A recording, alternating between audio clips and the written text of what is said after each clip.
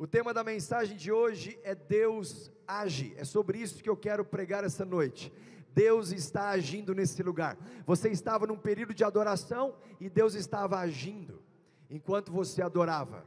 Você estava no período de contribuição dos seus dízimos e ofertas e Deus estava agindo nas suas finanças. Você estava aqui no momento de intercessão e Deus estava agindo na sua saúde. Deus estava agindo na sua casa, Deus estava agindo no seu casamento, Deus estava agindo na sua família. Eu vou estar pregando uma palavra e Deus vai estar agindo em prol dos filhos dele. Tem alguém aqui que vai me ajudar a pregar esta noite? Faz um barulho santo e glorifica o nome do Senhor. Aleluia. Abra comigo Romanos capítulo 8, verso 28. Se você não está sentindo o agir de Deus, não significa que Ele não está fazendo. Se você não está vendo o agir de Deus, saiba, comece a se acostumar com o agir invisível de Deus, porque não é porque você está vendo que Ele não está fazendo. Aleluia. Romanos capítulo 8, verso 28. Antes de eu ler, eu quero trazer um incentivo para toda a igreja, só fazendo aqui um parênteses antes da pregação. Você viu a nossa comunicação, que em março nós estamos começando a Jet School. Chegamos essa semana de uma caravana para os Estados Unidos, a nossa primeira business trip, com 23 homens empreendedores aqui dessa igreja, é a primeira de muitas que vão acontecer, e uma das grandes lições que nós tiramos ao visitar uma outra nação, é a importância do inglês. Isso não tem a ver com idade, isso tem a ver com propósito e oportunidade. Então, quando você desenvolve um novo idioma, aprende um novo idioma, acredite, muitas portas se abrem, porque você começou a se conectar através de um outro idioma. Essa é uma das grandes lições que a gente volta na bagagem. E a gente está começando agora a Jet School. E por que eu quero incentivar você a fazer pelo menos a sua aula experimental? Porque esta igreja é uma igreja global. Nós nascemos para tocar as nações. E você tem que estar preparado para isso. Em março nós estamos indo para Angola, para a África, e nós cremos muito que Deus está nos conectando com as nações. Então você precisa estar preparado para quando a oportunidade acontecer, você conseguir corresponder à altura. Eu vou te dar 2 canais de comunicação para você saber mais. Ali no nosso hall, nós temos a nossa central, você pode procurar o nosso time, eles vão te dar mais informações, ou você pode no segundo canal, nos procurar pelas redes sociais da igreja, especialmente o Instagram, e lá tirar mais dúvidas, amém? Deus age, é o tema de hoje, Romanos capítulo 8, verso 28, leia comigo, diz assim: sabemos que Deus age em todas as coisas, para o bem daqueles que o amam, dos que foram chamados de acordo com o seu propósito. Agora eu quero que você leia comigo em voz alta, vamos juntos? Sabemos que Deus age em todas as coisas, para o bem daqueles que o amam, dos que foram chamados de acordo com o seu propósito. Só mais uma vez, agora só a igreja, vamos lá.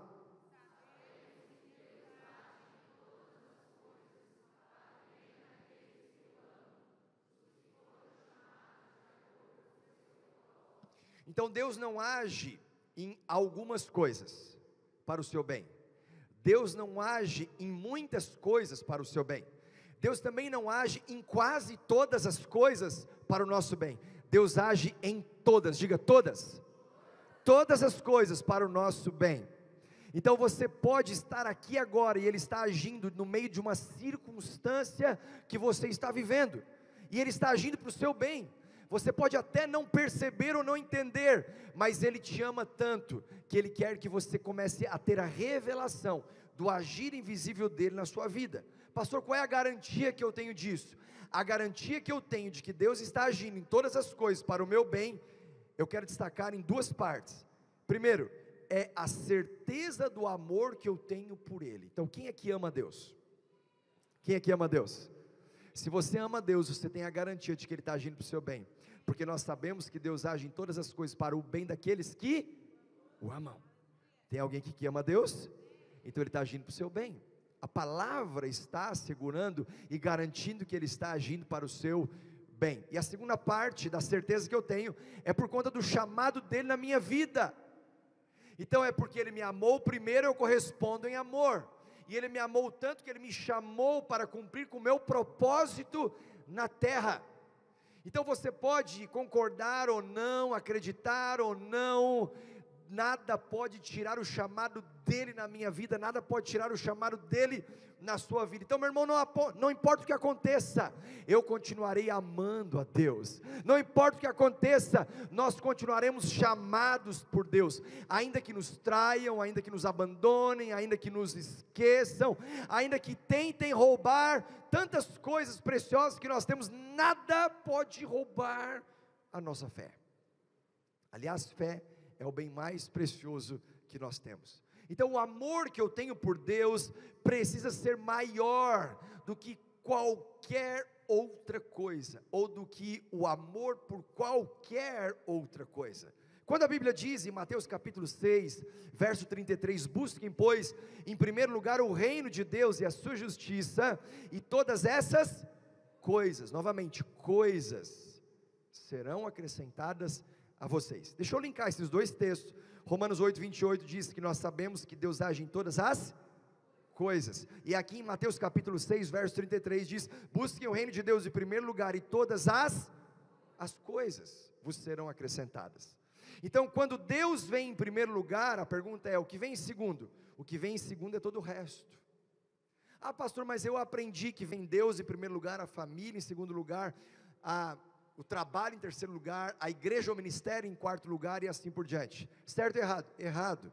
Biblicamente falando, Deus vem em primeiro lugar, e todas as demais coisas, não tem ordem de prioridade, vem na sequência. Então quando eu estou com a minha família, e centrado 100% em Jesus, eu estou fazendo o melhor pela minha família. Quando eu estou trabalhando, 100% centrado em Jesus, eu estou dando o melhor no meu trabalho. E à medida que eu vou vivendo centrado em Cristo, porque estou buscando o reino de Deus em primeiro lugar, eu descanso na certeza de que Ele está agindo para o meu bem em todas as coisas. Aonde? Na família, no trabalho, nas finanças, relacionamentos, na igreja, na sociedade, na educação, em qualquer outra área.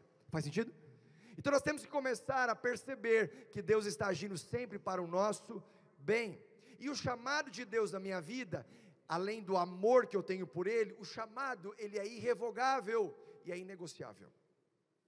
Irrevogável e inegociável.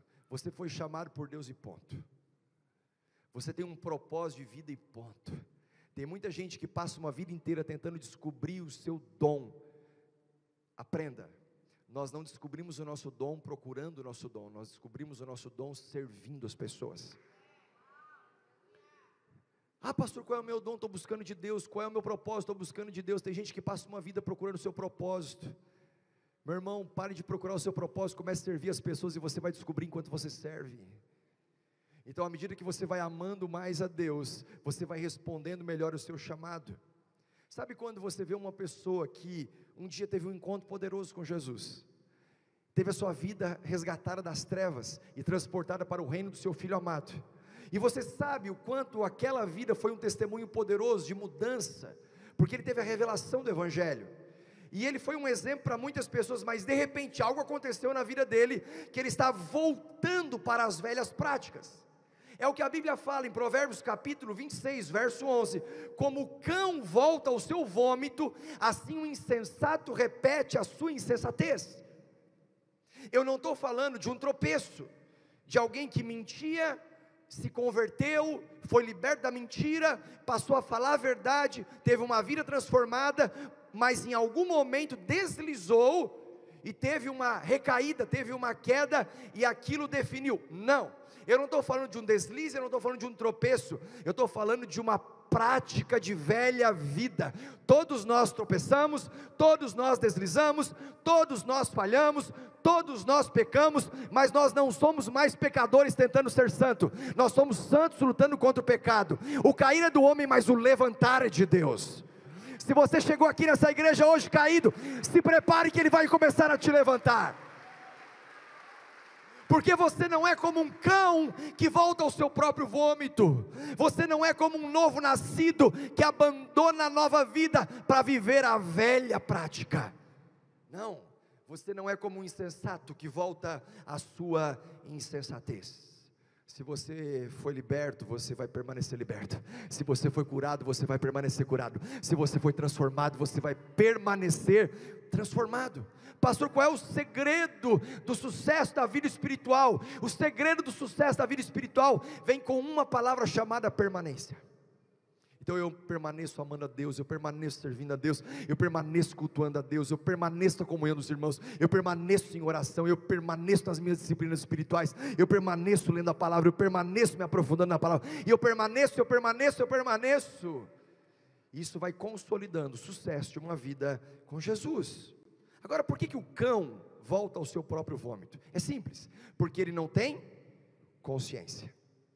Por que você vê um novo nascido voltando para as velhas práticas? Porque ele perdeu a consciência. E como que nós perdemos a consciência?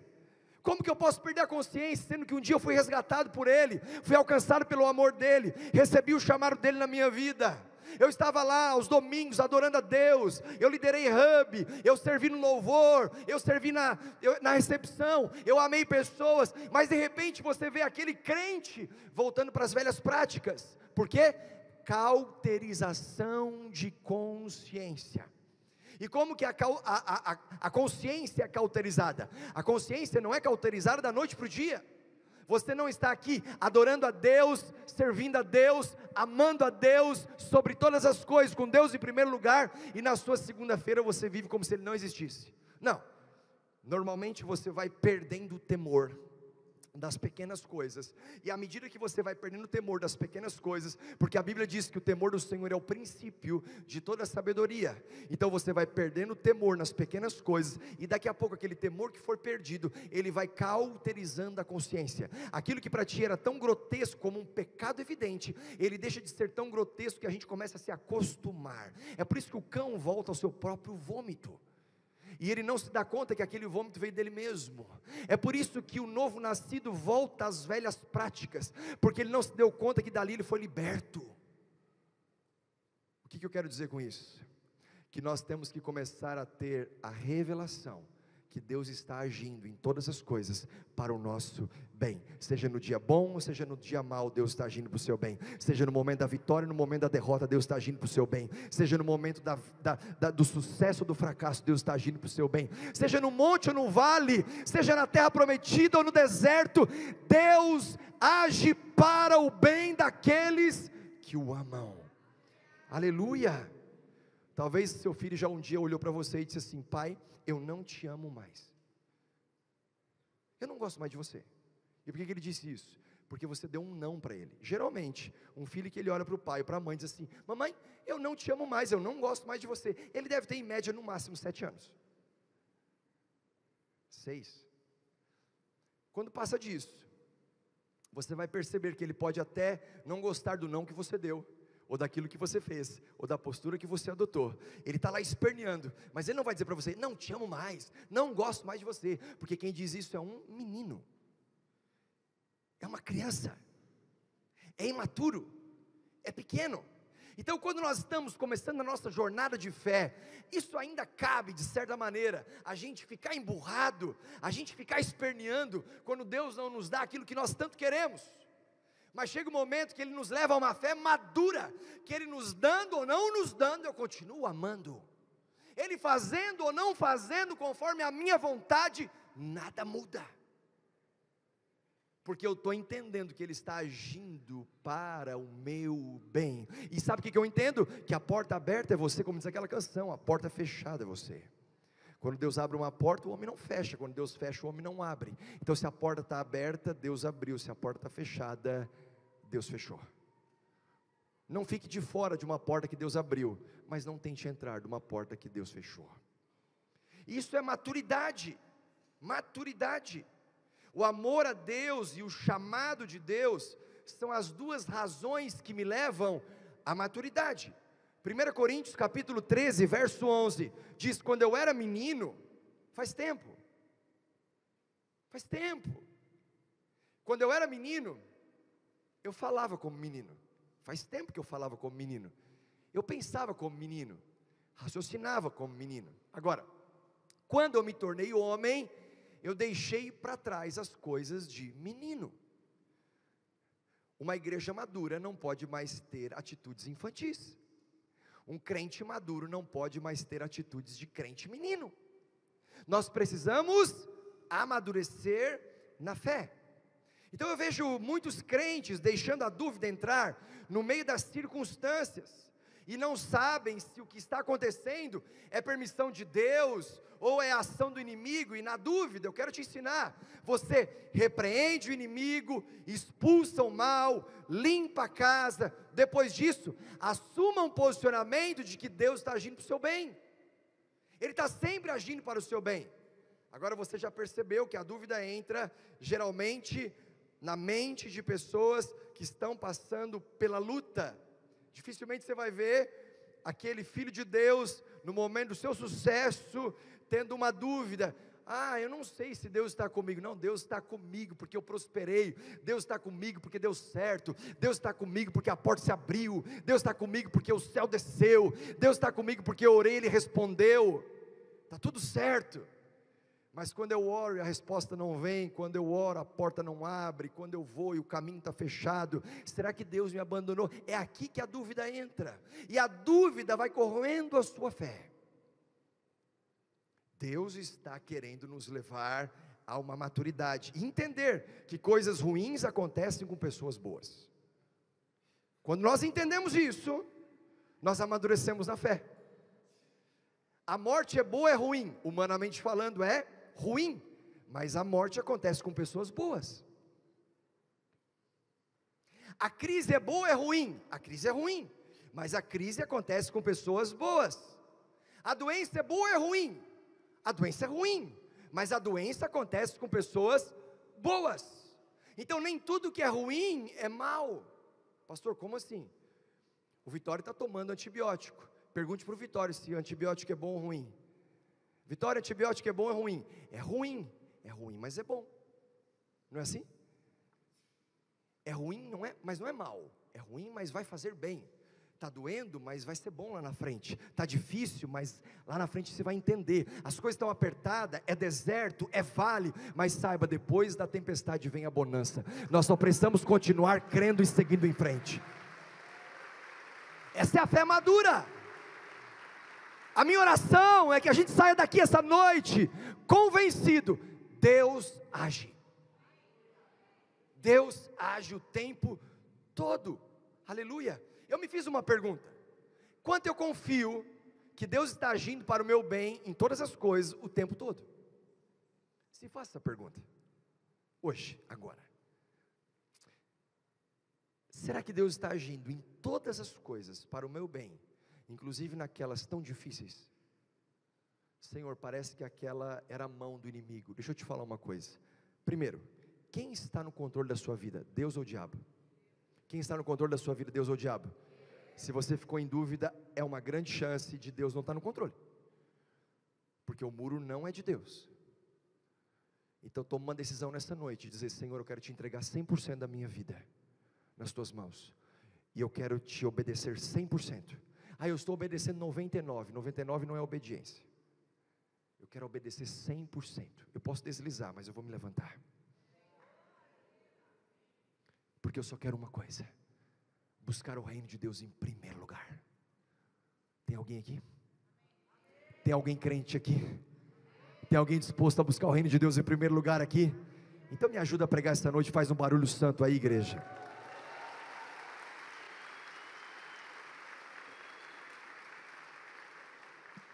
Quando a gente vai para Romanos capítulo 8, verso 28, a primeira palavra que aparece é sabemos.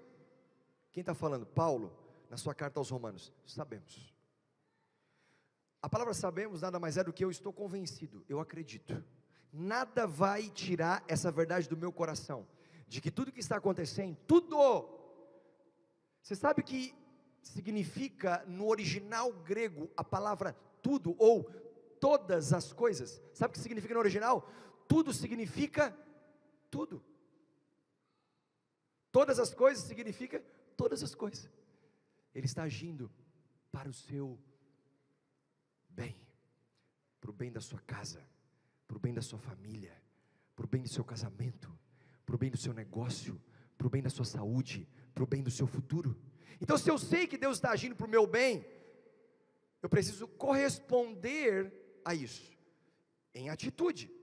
Se eu sei que Deus está agindo para o meu bem, como deve ser o meu agir em resposta à certeza que eu tenho do agir dEle em todas as coisas para o meu bem? Então eu quero te dar 3 atitudes que nós devemos ter, porque nós estamos convencidos que Ele está agindo para o nosso bem. Primeiro, diante de todas as circunstâncias, proclame a verdade. Isso mesmo, diga assim: proclame a verdade. Diante de todas as circunstâncias, nós devemos proclamar a verdade. Qualquer momento da sua vida, em qualquer fase, em qualquer circunstância, a verdade deve ser proclamada. Romanos 8:31, talvez você já se deparou com um cenário como esse, Paulo dizendo: que diremos, pois, diante dessas coisas? Quantas vezes você está diante de uma situação que te pega desprevenido, e de repente você fala assim: meu Deus, o que eu vou dizer? É como quem diz: eu não tenho nada para falar. Paulo dizendo: o que eu vou dizer diante dessas coisas? Então eu não tenho nada a dizer. Não, eu tenho algo a dizer diante dessas coisas. É uma pergunta retórica, é para que ele mesmo respondesse, proclamando a verdade. Eu te faço uma pergunta para gerar convicção no seu coração, para que você proclame a verdade em fé. Que diremos, pois, diante dessas coisas? E ele mesmo responde: se Deus é por nós, se Deus é por nós, se Deus é por nós.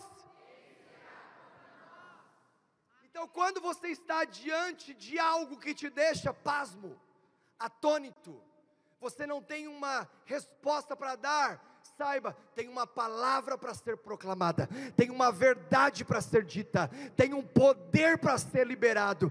O que eu vou dizer diante dessas coisas? Eu não tenho nada a dizer. Sim, eu tenho algo a dizer. Se Deus é por nós, quem será contra nós? O que eu vou dizer diante da doença? Se Deus é por nós, quem será contra nós? Se eu estou diante de uma crise, se Deus é por nós, quem será contra nós? Quando eu vejo uma luta na minha casa, se Deus é por nós, quem será contra nós?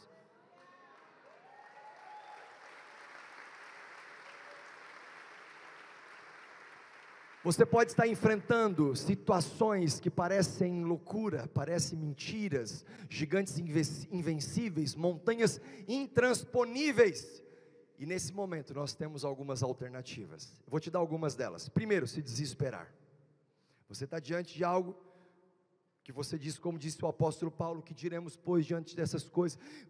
Eu não sei mais o que eu vou fazer, e perde a cabeça, e troca os pés pelas mãos, age pela emoção, se precipita, desespero. Por mais que você se desespere, a situação só piora com o seu desespero.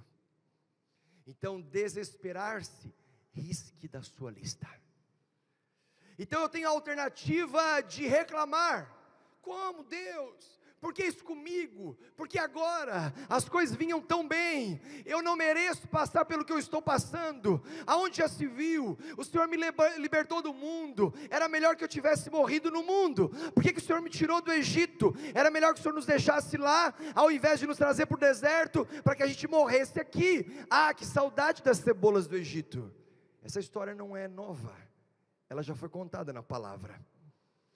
Só que Corá, Datã e Abirão, a terra deu conta de engoli-los por conta da reclamação e da murmuração. Então olha para mim. Reclamar, risque da sua lista de alternativas quando você está diante de uma circunstância. Pastor, então eu não vou reclamar, eu não vou me desesperar. Quer saber de uma coisa? Eu vou fugir. Jonas já tentou.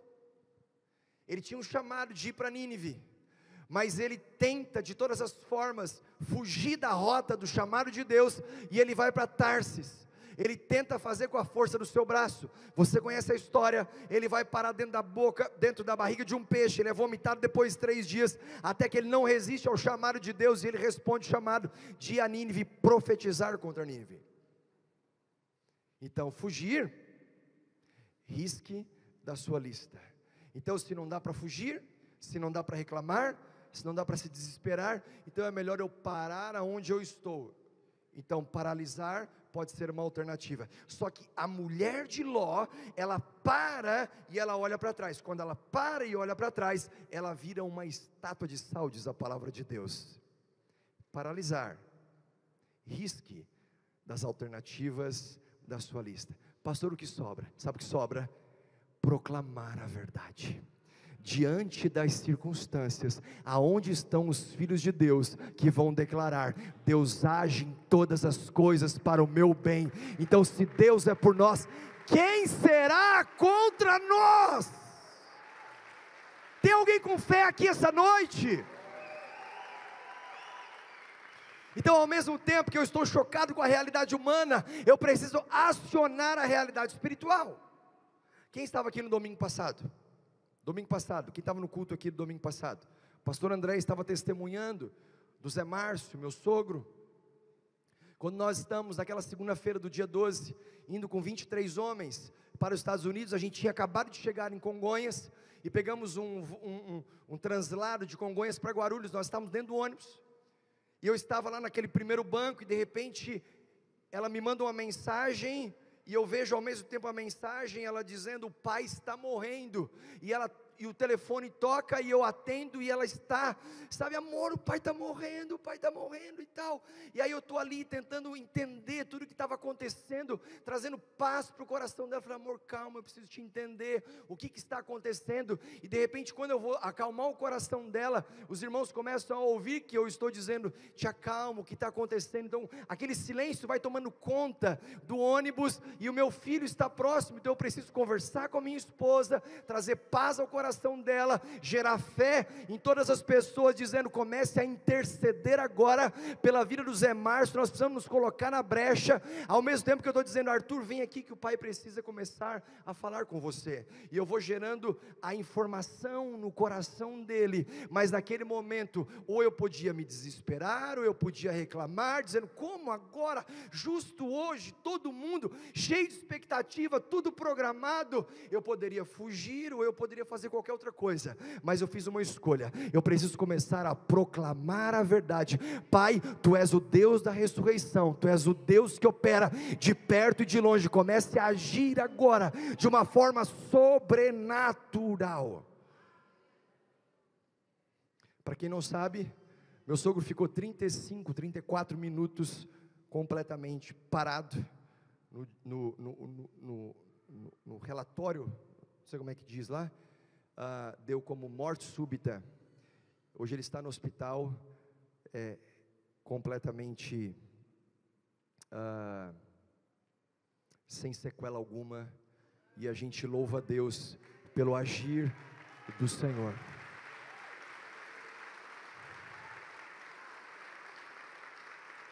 É só Deus, é só Deus. Nos momentos da adversidade, que diremos, pois, diante dessas coisas?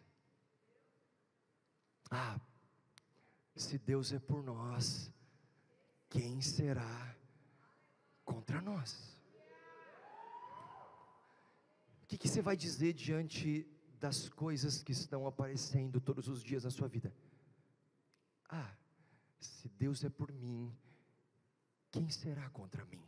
Se Deus é pela minha casa, quem será contra a minha casa? Se Deus é pela minha família, quem será contra a minha família? Se Deus é pela minha história, quem será contra a minha história?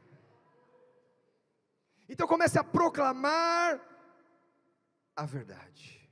Aleluia. A segunda atitude que eu devo ter, quando eu tenho certeza que Deus está agindo para o meu bem em todas as coisas, responda em verdade. É isso mesmo, porque há uma diferença de só falar a verdade, descrevendo os fatos, ou responder em verdade. Quando a gente descreve os fatos, é mais ou menos assim: o que aconteceu? Morreu. Eu descrevi um fato. Agora, quando eu pego a palavra de Deus e eu respondo em verdade, eu estou trazendo à existência aquilo que ainda não existe. Eu estou trazendo o céu à terra, a vontade de Deus se materializando no mundo físico. Então eu respondo em verdade. Se você tem um filho que ele está preso nas drogas, e você vai descrever o fato, o filho está preso nas drogas, isso é um fato, mas quando você responde em verdade, você já começa a declarar: eu vejo meu filho livre, em pouco tempo ele vai estar completamente liberto de todas as cadeias opressoras que estão tomando conta da sua mente, do seu corpo e da sua alma. Então eu vou respondendo em verdade, porque é muito diferente de só descrever os fatos. Quantos estão me entendendo aqui? Aleluia! É claro que o inimigo não vai deixar barato, e ele vai fazer de tudo para te tirar do caminho e roubar, ou tentar roubar o que você tem de maior valor. E o que você tem de maior valor não é a sua família. O que você tem de maior valor não são seus filhos. O que você tem de maior valor não são seus bens. O que você tem de maior valor não é o seu dinheiro, não são as ações que você tem na bolsa. O que você tem de maior valor é a sua fé. Porque se você tem fé, você tem tudo. A fé, segundo o autor de Hebreus capítulo 11 verso 1, é a certeza das coisas que se esperam, e a prova daquelas que nós não vemos. É por isso que quando eu comecei a namorar com a Andréia disse: o meu maior interesse é que você ame mais a Jesus do que a mim mesmo. Porque quando você ama mais a Deus, você coloca Deus em primeiro lugar, todas as demais coisas vos serão acrescentadas. Então é acrescentado amor no meu coração pela Andréia, acrescentado amor no coração da Andréia por mim. Por quê? Porque nós amamos a Deus em primeiro lugar. Então à medida que eu vou amando mais a Deus, as demais coisas nos serão acrescentadas. Quantos estão me entendendo aqui? Mas talvez você diga assim: pastor, sabe aquele surfista que ele está tentando, talvez se você surfa ou já surfou, conhece alguém que surfa, você sabe que tem um momento onde ele pega a prancha, ele vai tentar atravessar a arrebentação, e ele está tentando atravessar aquela série de ondas, que está sempre quebrando no mesmo lugar, e quando ele está tentando, ele está levando na cabeça, 1, 2, 3, 5, 10, até que ele não desiste e rompe aquela fase. Quando ele rompe, ele chega naquele lugar onde acontecem os melhores picos das melhores ondas, e ele pode ter o melhor surf. A vida espiritual tem horas que você está levando na cabeça, 1, 2, 3, 5, 10, e você está lá, mas você sabe que ali na frente tem um pico de uma onda maravilhosa, que é a onda do Espírito Santo, que a hora que você desce por essa onda, você vai a favor dos planos e propósitos de Deus. Ah, pastor, eu gosto de ficar no espumeiro. Quem gosta de ficar no espumeiro é menino, é criança. Lembre-se, antes eu falava como menino, eu pensava como menino, eu raciocinava como menino, mas depois que eu virei homem, eu deixei para trás as coisas de menino. Eu não quero mais o espumeiro, eu quero encontrar o pico das melhores ondas, ainda que eu tenha que atravessar a arrebentação. As ondas podem vir e dar na minha cabeça, mas eu vou vencê-las uma a uma. O que eu vou dizer diante dessas coisas? O que eu vou dizer diante dessas coisas?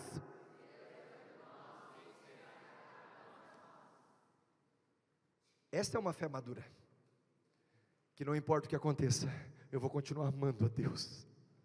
Não importa o que aconteça, eu vou continuar servindo a Deus. Tem momentos da nossa vida que nós precisamos enfrentar aquela série de notícias ruins, aquela série de acontecimentos difíceis, aquela série de decisões complexas, aquela série que exige da gente passos de fé, que parece que está drenando a nossa força. Em resposta a isso, o apóstolo Paulo, ele começa a fazer perguntas retóricas. O que é isso? Perguntas que ele faz para ele mesmo responder, pergunta que ele faz para os outros encontrarem a resposta para si próprio. Não é apenas para dialogar, não é apenas para debater, não é apenas para a gente ir para um hub e perguntar o que cada um pensa sobre um determinado assunto. Não, é uma pergunta que eu faço para encontrar uma resposta que vem de Deus, e a resposta que vem de Deus, eu proclamo a verdade, eu respondo em verdade. E eu quero te dizer algumas verdades que ele proclamou e respondeu para as suas próprias perguntas ou os dilemas da sua própria vida. Romanos capítulo 8, verso 32, quando Paulo estava sentindo que não havia trégua, a resposta que ele dá para ele mesmo é: aquele que não poupou o seu próprio filho, mas o entregou por todos nós, como não nos dará com ele de graça todas as coisas? Sabe quando você sente que está sendo pressionado, não tem um dia de trégua, tem sempre uma luta para lutar, um gigante para vencer, uma muralha para transpor, sabe, é nesse dia que você tem que começar a responder em verdade, e não só descrever os fatos. Olha, está tão difícil mesmo. Não, espera aí, qual é a verdade sobre isso? A verdade é que aquele que não poupou o seu próprio filho, eu estou levando na cabeça, mas o entregou por todos nós. Como que ele não vai? Como que ele não vai me dar com ele e de graça todas as coisas? E ele continua nas perguntas. Sabe quando eu me sinto injustiçado? Tem alguém aqui que já se sentiu injustiçado? Levanta a mão. Só a mão, irmão. Você já se sentiu injustiçado? Romanos capítulo 8, verso 33. Quem fará alguma acusação contra os escolhidos de Deus? Ei, é Deus quem os justifica. É Deus. Hoje, ou amanhã, ou ano que vem, ou daqui a 10 anos, o tempo vai passar, não importa. No momento certo, é Deus quem os justifica. Toda vez que a gente tentar, pela justiça própria, a autojustificação, nós estamos fazendo uma obra da carne. Justiça própria é obra da carne. Mas quando a gente confia em Deus, e eu sei que Ele está agindo para o meu bem, não importa se me trai, se me abandona, se me deixa, eu sei que em todas as coisas Ele está agindo para o meu bem, e mais do que isso, é Deus quem me justifica. Para de dar ibope para o diabo. Quanto tempo você está gastando de energia respondendo a quem não deveria estar te fazendo pergunta? Tem muita resposta que você está dando para o inimigo. Comece a dar uma resposta a Deus. Deus, eu te amo acima de todas as coisas. E o inimigo está aqui. Deus, eu te amo acima de todas as coisas. Não, você não vale nada. Olha, te abandonaram. Deus, eu te amo acima de todas as coisas. Olha, você vai perder. Você nasceu para dar errado. Deus, não importa o que tramem contra mim, é Deus quem me justifica. Responder em verdade. Mas e quando eu sinto que as circunstâncias estão tentando me separar do amor de Deus? O deserto está tentando me separar do amor de Deus. Verso 35, quem nos separará do amor de Cristo? É uma pergunta, como quem diz assim: será tribulação?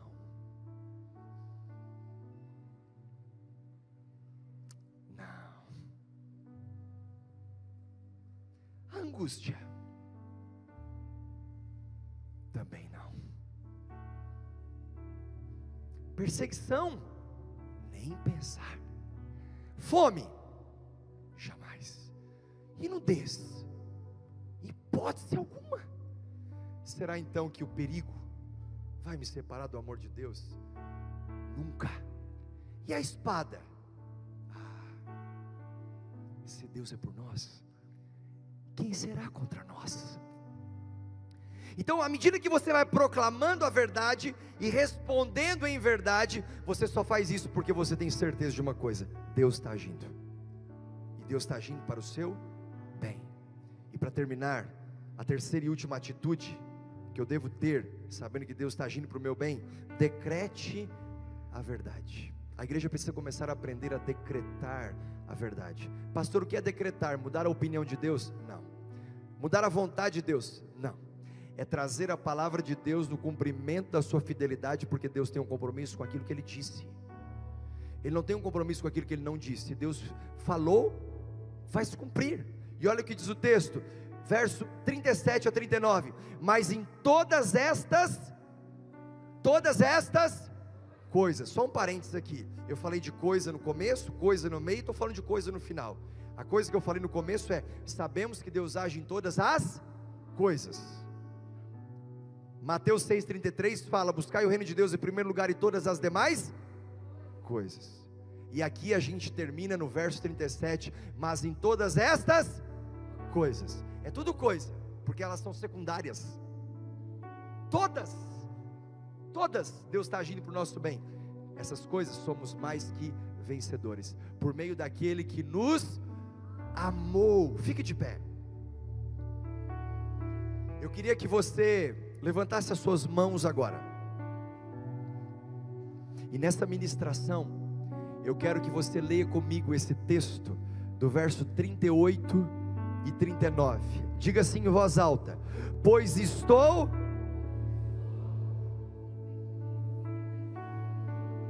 Não. Volta, todo mundo junto de novo, mãos levantadas, todos juntos, vamos lá? Pois estou convencido...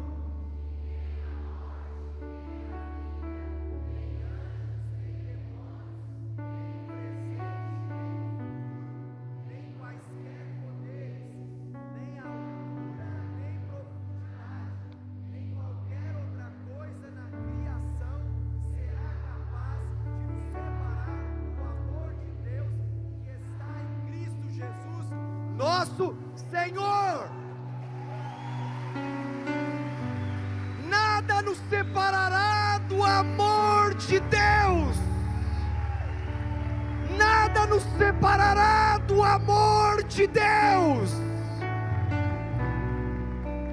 O dinheiro não pode, a falta dele não pode, o irmão não pode, a igreja não pode, as circunstâncias não podem, nada pode nos separar do amor de Deus, nem a morte, nem a doença, nem anjos, nem demônios. Você está aqui para sair mais perto de Deus. Aleluia, aleluia.